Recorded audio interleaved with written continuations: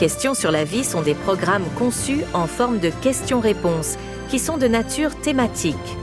Ces programmes aident essentiellement l'auditeur à comprendre la parole de Dieu et comment l'appliquer à sa propre vie. Et ils aident également l'auditeur à comprendre les problèmes contemporains à la lumière de la parole de Dieu et des principes bibliques. Chaque émission aidera l'auditeur à gérer les problèmes importants de la vie et à combler les lacunes de sa vie personnelle. Les programmes apportent des réponses pleines de sens aux questions que beaucoup de gens se posent sur eux-mêmes, leur famille et leurs relations de vie, ce qui les mènera à une meilleure compréhension les uns avec les autres et avec leur Père. Nous espérons que le programme d'aujourd'hui sera une bénédiction pour vous.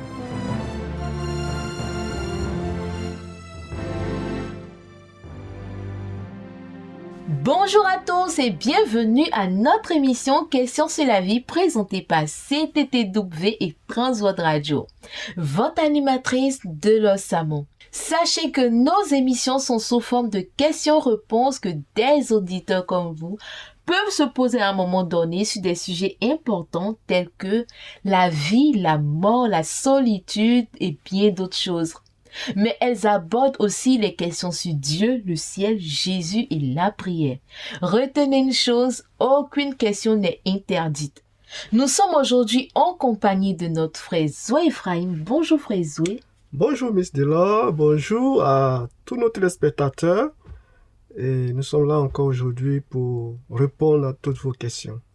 C'est toujours un plaisir de vous recevoir sur ce plateau. Un plaisir partagé. Nous essaierons autant que possible de donner des réponses adéquates à toutes les préoccupations qui nous seront posées aujourd'hui. Merci beaucoup, frère Zoé. Notre émission d'aujourd'hui s'intitule « Questions sur Dieu ».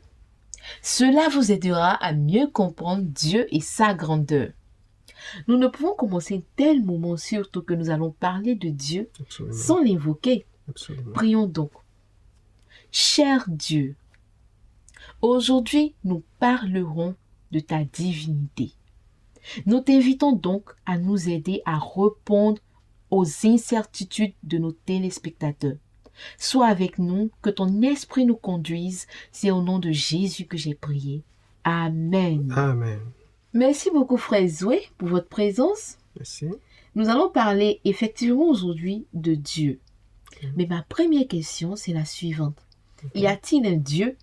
Oui, il y a un Dieu. Dieu existe. Et la Bible le présente comme étant le Père éternel. Nous lisons dans sa parole: avant que les montagnes fussent nées et que tu eusses créé toute la terre et le monde, dès les temps anciens et pour toujours, tu es Dieu. Dieu a toujours existé.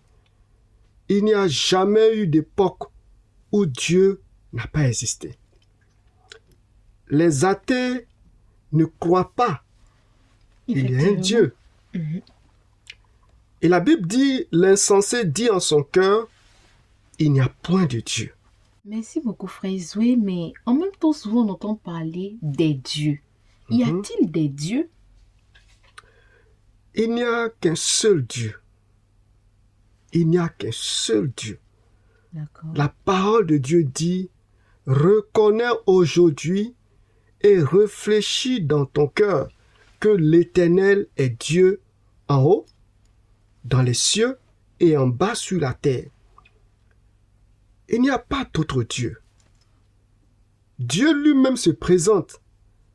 La Bible dit, ainsi parle l'Éternel, le roi d'Israël et son Rédempteur, l'Éternel des armées. Je suis le premier et je suis le dernier. Et hors moi, il n'y a point de Dieu. Il y a certainement des centaines de faux dieux. Nous avons de faux dieux. D'accord. Beaucoup de gens sont polythéistes, croyant en de nombreux dieux. Les gens se prosternent et adorent ces faux dieux. D'accord. Mais en réalité, il n'y a qu'un seul vrai Dieu. L'apôtre Paul écrit ceci. En ce qui concerne donc la nourriture des viandes sacrifiées aux idoles, nous savons que l'idole n'est rien dans le monde et qu'il n'y a qu'un seul Dieu. D'accord. Certains faux dieux ou idoles sont faits de bois, de pierre, de métal. Certaines idoles ne sont pas du tout fabriquées par l'homme, mais sont des idoles que les gens gardent dans leur propre cœur et dans leur esprit. Dieu savait que les gens seraient tentés de s'éloigner de lui et de se détourner vers ces faux dieux. C'est donc la raison pour laquelle il a donné un commandement parmi les 10 commandements. Tu n'auras pas d'autre Dieu devant moi, tu ne te feras point d'image taillée, ni de représentation quelconque de ce qui est en haut dans les cieux, en bas sur la terre, ou dans les eaux au-dessous de la terre. Tu ne te prosterneras pas devant elles, et tu ne les serviras pas. Il n'y a qu'un seul Dieu. Il faut que nos téléspectateurs le sachent. Il n'y a qu'un seul Dieu. Merci beaucoup, frère Zoé, mais vous parlez tellement de Dieu avec cette conviction-là. Comment savez-vous que Dieu existe? Le voyez-vous?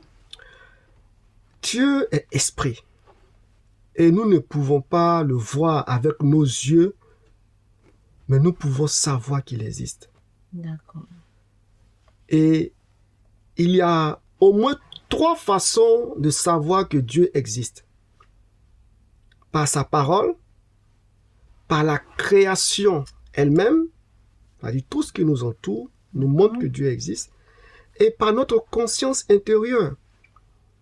La toute première phrase de la Bible nous dit « Au commencement, Dieu créa les cieux et la terre. » Okay. Alors, tout au long de la parole de Dieu, nous apprenons que Dieu est réel et qu'il est présent. Nous pouvons regarder la précision et la beauté de toute l'humanité. Tout ce qui nous entoure nous démontre réellement que Dieu existe. La Bible dit « Les cieux racontent la gloire de Dieu et l'étendue manifeste l'œuvre de ses mains. Les cieux parlent dans une langue que chaque personne sur terre peut connaître et comprendre. Nous pouvons voir la beauté et la majesté de la création et savoir qu'elle est l'œuvre des mains de Dieu.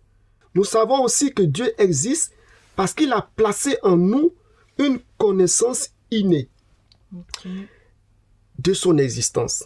C'est-à-dire, dans notre esprit, dans notre intelligence, il y a un élément important que nous appelons notre conscience, qui reflète, qui exprime, qui nous montre qu'il y a un Dieu. Notre conscience témoigne des normes morales. Nous savons dans notre conscience ce qui est bien, ce qui n'est pas bien. Tout ça montre l'existence de Dieu. Mais vous avez parlé de création, création, création. Dieu a créé, Dieu a créé. D'accord. Mais lui, Dieu, qui l'a créé? Personne n'a fait Dieu. Personne n'a créé Dieu. Il a toujours existé. Dieu est esprit et il est en dehors du temps. Okay. Il n'a ni commencement, il n'a ni fin. Lorsque vous avez un téléphone, ce téléphone commence à exister et son existence montre qu'il y a une raison pour laquelle il a été conçu. L'univers a commencé à exister. Il n'a pas toujours été comme ce que nous voyons aujourd'hui. Effectivement. Dieu l'a fait. Voilà. C'est Dieu qui a créé l'univers. Mais Dieu lui-même n'a jamais commencé à exister. Merci beaucoup, frère Zoé. Je pense que chaque auditeur doit retenir que Dieu, c'est l'alpha et l'oméga. Absolument. Il y a un autre auditeur qui nous envoie sa question. Il nous dit « Quelqu'un m'a dit que les chrétiens adorent 3 dieux. Est-ce vrai? » Non, non, non, non, non, pas du tout. Pas du tout. Nous n'adorons pas 3 dieux. Et comme je l'ai dit un peu plus haut, il n'y a qu'un seul Dieu. il faut bien que nos téléspectateurs retiennent ceci. Il n'y a qu'un seul Dieu. Cependant, il s'est révélé à nous en tant que Père, en tant que Fils et en tant que Saint-Esprit. Effectivement. Ces trois-là ne font que un. Pourtant, chacun est distinct et personnel.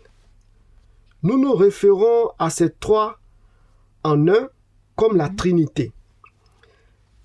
Il est vrai que c'est un concept qui est difficile à comprendre pour nos esprits finis, mais ce concept reste vrai. Le concept de la Trinité. Il reste un concept vrai. Pour tenter d'expliquer le concept, certains enseignants se réfèrent à trois formes, ou plutôt aux trois formes d'eau, c'est-à-dire l'eau à la forme liquide, à la forme vapeur et à la forme glace. Ou un œuf composé de trois parties, du jaune d'œuf, du blanc d'œuf et de la coquille. Mais toutes ces tentatives d'explication par des analogies humaines échouent et peuvent être trompeuses. L'auditeur doit comprendre que nous adorons qu'un seul Dieu, parce qu'il n'y a qu'un seul Dieu. La prochaine question est la suivante. Dieu a-t-il le pouvoir de faire quoi que ce soit? Alors, je dis oui. Je dis oui, Dieu a le pouvoir de tout faire.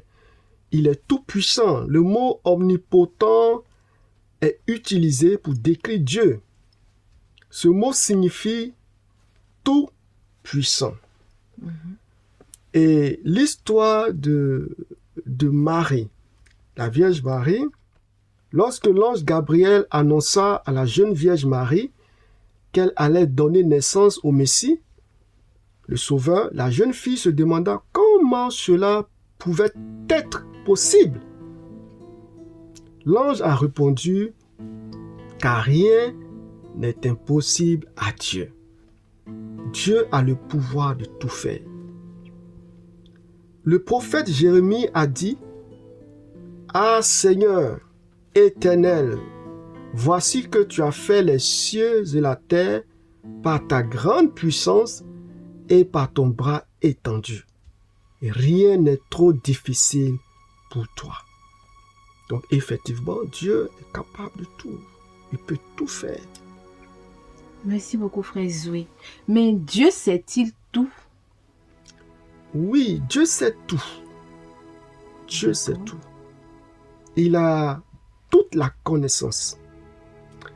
La parole de Dieu nous dit, il n'y a rien de créé qui ne soit manifeste devant lui, mais tout est nu et à découvert aux yeux de celui à qui nous devons rendre compte. Nous utilisons le mot omniscient pour décrire Dieu comme omniscient. Le mot signifie avoir une compréhension infinie et une connaissance complète. Il a une connaissance complète de tout. La parole de Dieu dit, l'Éternel regarde du haut des cieux, il voit tous les fils de l'homme, du lieu où il demeure, il observe tous les habitants de la terre, lui qui forme le cœur de chacun, qui pénètre toutes leurs actions. Donc nous pouvons dire à cet auditeur que Dieu sait tout. Merci beaucoup, frère Zoé, et merci à tous nos auditeurs qui nous ont suivis. Nous sommes au thème de notre émission du jour. Terminons en remerciant Dieu pour sa grandeur. Écoutez attentivement pendant que je prie et vous pourrez répéter après moi. Cher Dieu, merci pour ta grandeur et ta puissance. Je t'aime. Amen. Amen. Merci à tous nos auditeurs. Nous vous disons à très bientôt pour d'autres émissions sur les questions sur la vie. Restez connectés, votre animatrice Delors Samon. Dieu vous bénisse.